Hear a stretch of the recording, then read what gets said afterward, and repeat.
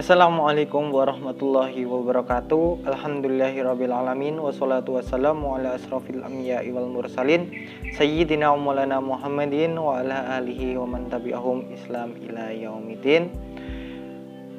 Yang kami hormati Bapak Roni Apinto Adi SE MPD selaku dosen pembimbing mata kuliah Ekonomi Internasional serta teman-teman dari manajemen semester 6 yang kami sayangi. Pertama dan utama, marilah kita panjatkan puja dan puji syukur atas kehadirat Allah Subhanahu wa taala yang telah melimpahkan rahmat, hidayah serta inayahnya kepada kita semua sehingga kita dapat hadir di perkuliahan ini dengan keadaan yang sehat walafiat. Yang selanjutnya, sholawat serta salam tidak luput kita haturkan kepada junjungan kita, Nabi besar kita, Nabi Allah Muhammad sallallahu alaihi wasallam yang syafaatnya kita nanti-nantikan di yaumul akhir. Baik, perkenankan kami akan menyampaikan hasil diskusi kami di mata kuliah Ekonomi Internasional tentang Custom Union, Trade Creation, dan Trade Diversion. Baik, sebelumnya perkenalkan dari kelompok kami yang pertama saya sendiri Marco Dwi Nugroho, yang kedua Reza Rizkiano Vitasari, dan yang ketiga adalah Siti Mu'alimah. Baik, untuk yang pertama di sini saya akan menjelaskan tentang Custom Union atau Serikat Pabean. Nah, di sini Custom Union adalah persetujuan antara dua negara atau lebih untuk menghilangkan hambatan perdagangan yang berupa pengurangan atau peniadaan bea masuk. Nah, Serikat Pabean ini berbeda dengan perdagangan bebas karena negara di luar anggota dari Serikat Pabean tersebut akan dikenakan tarif pada umumnya. Nah, persetujuan ini adalah bentuk parsial dari integrasi ekonomi yang menawarkan langkah menengah antara zona perdagangan bebas yang memungkinkan perdagangan bebas tetapi tidak memiliki sistem tarif pada umumnya. Nah, dan pasar umum ini dikenakan tarif umum dan memungkinkan gerakan bebas dari sumber daya seperti modal dan tenaga kerja antara negara-negara anggota. Sebuah zona perdagangan bebas dengan tarif umum adalah serikat dari pabean tersebut.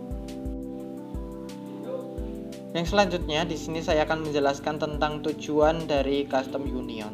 Tujuan dari Custom Union yang pertama adalah meningkatkan efisiensi dan mendekatkan hubungan diplomatik, politik, dan budaya di antara negara anggota.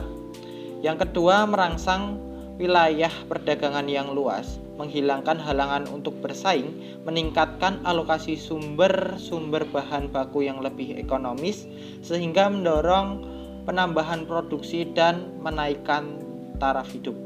Yang ketiga, mendorong adanya penerapan tarif umum eksternal dan kuota bersama, di mana hal ini memerlukan kerjasama yang lebih intens mengingat pendapatan yang didapat dari impor non-anggota akan dibagi secara rata bersama-sama.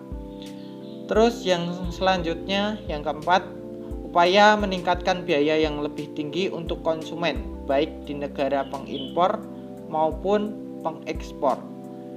Yang kelima, pemerintah berusaha melindungi produsen dan juga mengurangi biaya konsumen melalui serikat pabean. Baik, selanjutnya akan dijelaskan oleh teman saya. Sistem Custom Union yaitu negara anggota menerapkan kebijakan perdagangan luar negeri bersama. Tetapi dalam kasus tertentu mereka menerapkan kuota impor yang berbeda.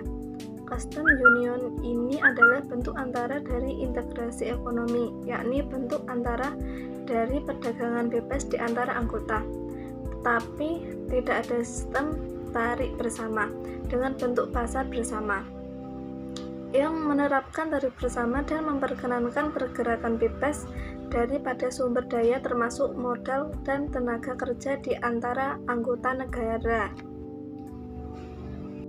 Selanjutnya yaitu konsep dasar dalam Custom Union, yaitu trade creation.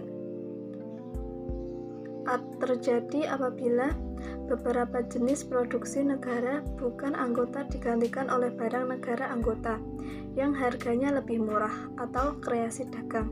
terjadi apabila sebagian produk domestik di suatu negara yang menjadi anggota Perserikatan Pabean atau dari negara luar yang bukan anggota digantikan oleh impor yang harganya lebih murah. Artinya, produksinya lebih efisien dalam negara anggota lainnya.